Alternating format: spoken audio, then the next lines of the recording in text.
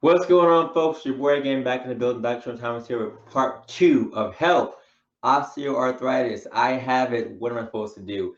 If you watched our first part, thank you so much for your support. And part 2 is going to be a continuation of things you can do to work on your knee pain due to osteoarthritis. Again, osteoarthritis, inflammation of the joint, right? Sometimes based on wear and tear, sometimes it's based on life, right? Sometimes you had an injury, and all those things can change how your knee moves in its proper alignment. So my job is to make sure that we can get a good alignment working on knee health and knee strength. So part 2 is going to focus on the strength of that knee.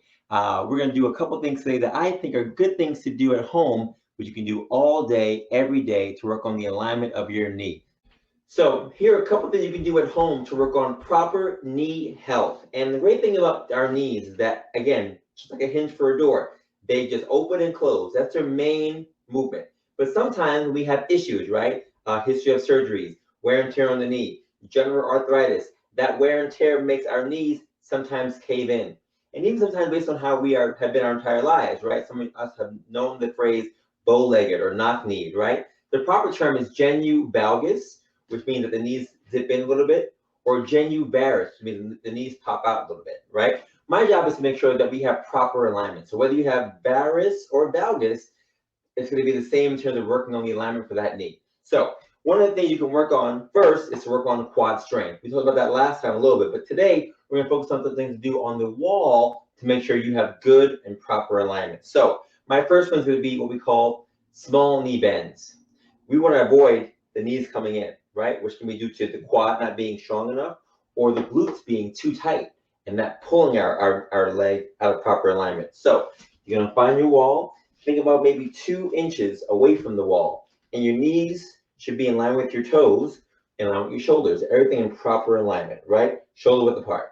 All you're gonna do is basically go down into what we call a small knee bend. My back's on the wall, and I'm basically going down as far as I can until I'm gonna feel a block. Or basically I can't go anymore. If I go anymore, my heel's gonna come off the ground, right? My back's gonna come off the wall. I don't want any of those. My back's on the wall the entire time. My heel's down the entire time, pushing through my heels and opening up. I'm opening up for my knees, right? To get that proper alignment. That proper alignment for that knee. You hold that for about 10 seconds and we come on back up. Again, I call these small knee bends. Great way to work on proper patellofemoral alignment for that knee. And if you have any pain with that, again, you go down as far as you can without discomfort, then you come on down. With the goal being that as you do these more often, you'll get a little more range of motion, a little more dorsiflexion at the ankles, so bending at the ankles, a little more knee bending at the knees, and some good hip hinging at the hip as well. Small knee bends. If you want to progress that to an exercise, the second one's going to be what we call a wall sit. We've all seen wall sits, right? Wall sits are simple. They basically be in that 90-90 position. 90 degrees at the ankles, 90 at the knees, 90 at the hip. And I'm going to, again, work on that opening up from the hips. Nice, good contraction for the quad muscle. This is a good isometric contraction for that quad. And that quad is working, right? We want to make sure that quad continues to work. What happens with arthritis is that sometimes when that knee gets swollen, arthritis, inflammation, swelling, that quadricep muscle shrinks. And our job is to make sure we maintain that quad strength as much as we can. Because the stronger your quad is, the less swelling you're going to have in that knee, and the more control you're going to be able to have to go up and down stairs, to be able to do prolonged walking and standing, and to maintain your extension. So for wall sits, you'll hold these for, if you can, 15 seconds, 30 seconds, even a minute, and do that as many times as you can throughout the day, right? Small knee bends, wall sits. Of course, we have our regular standard heel raises.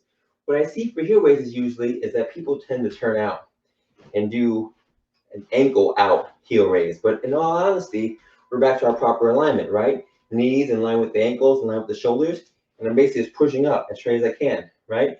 To work on good calf strength.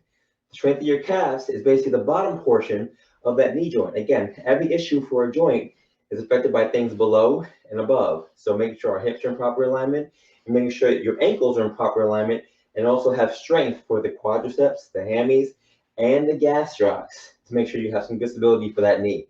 So you can do heel raises either on the wall or you on a chair, right? Make sure you have good proper alignment, no turning out, but nice, strong, nice straight alignment. Again, 3 sets of 15, 320s, 330s, whatever you want to do. It's up to you. My last two for you may require a band. Now you can do the wall sits with the band as well, but I like doing these abduction extensions with the band. If you have a band at home, great. If you don't have one at home, it's all good too. All you're working on is what we did last time, working on those abdominal or abduction movements, right, for the hips. So abductions are the glutes, glute medius, which you really need to make sure we have proper alignment for our knees and our hip. You'll do these 3 sets of 10 to each side, nice and simple. And I'm just holding the wall so that I don't do one of these movements, right? What I always see in the clinic is that people start doing this, and that's not working anything, right? You're actually working more of your abdominal or your oblique muscles as opposed to your abductors or your gluteal muscles. So nice straight posture, leg going to the side nice and straight. And as soon as you feel the resistance, that's all you need. You don't have to go all the way up there like a big time dancer, right? Just open the legs and bring them right back to the middle. Of course, we'll do both sides. And then for our extensions, for the glute max, which we all like to work on, right? Same thing, nice good posture. I'm all the way straight. I'm not bending forward. I'm not doing this. Because again, that's more of a back exercise as opposed to a gluteal exercise, right? Glute max, nice straight legs. My toes dorsiflex. I'm just bringing my foot back as far as I can. And you're going to feel that. 3 sets of 10, 3 sets of 15. All these things are great to do just to make sure you are working on proper alignment for your knee and general strengthening for that entire joint. So continue to add these. If you missed part 1, check out part 1 and see us next week Tuesday to work on some stretching for our knees. All right? Be safe.